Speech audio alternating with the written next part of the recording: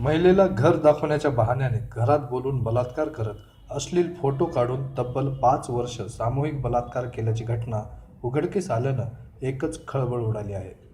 या आरोपींनी यावरच न थांबता अश्लील व्हिडिओ आणि फोटो सोशल मीडियावर न टाकण्यासाठी तब्बल 1.5 लाखांची खंडणीही घेतली आहे।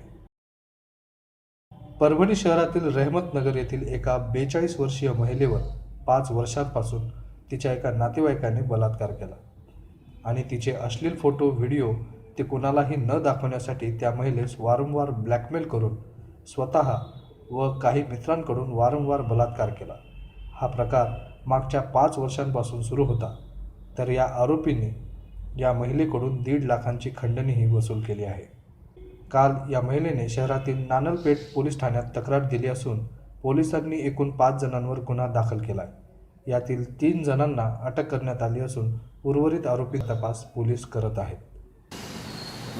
आज रोजी रहमतनगर परभणी येथील एक पीडित महिला तिने पोलीस स्टेशनला तक्रार दिली की 2010 मध्ये तिच्या नात्यातील शेख आझम नावाच्या व्यक्तीने ती BCचे पैसे आणण्यासाठी जात असताना त्यांनी नवीन घेतलेले घर दाखवण्याचा बहाणा करून तिला घरात बोलवले व तिच्यावर अतिप्रसंग केला आणि तसेच तिचे अर्धनग्न अवस्थेतील फोटो मोबाईलमधून काढून घेतले आणि ते फोटो नातेवाईकाला दाखवण्याची किंवा मोबाईलवर टाकण्याची धमकी देऊन 2011 पासून ते आज पावेतो वेळोवेळी तिच्यावर त्यांनी स्वतः व त्याच्या इतर 4 मित्रांनी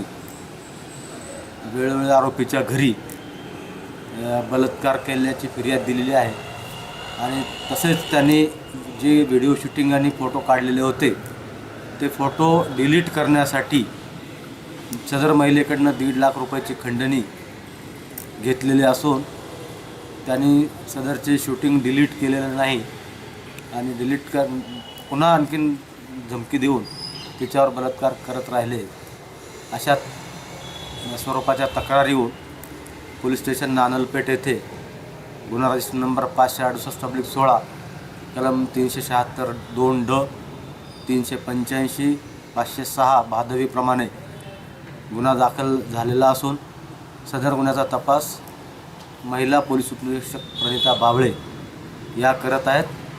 सदर गुन्ह्यातील 3 आरोपींना अटक करण्यात आली असून त्यांची पोलीस कस्टडी घेण्याची प्रक्रिया चालू आहे आणि उर्वरित आरोपीच्या तपासासाठी पथके रवाना केलेली आहे। नाही, तपासामध्ये आणखीन त्याच्यामध्ये वाढवण्याची शक्यता नाकारता येत नाही, परंतु सध्या फिर्यादीच्या म्हणण्याप्रमाणे 5 आरोपीची नावं त्यामध्ये निष्पन्न झालेली आहेत। संतोष वायकोस, परभणीलाईव्ह.com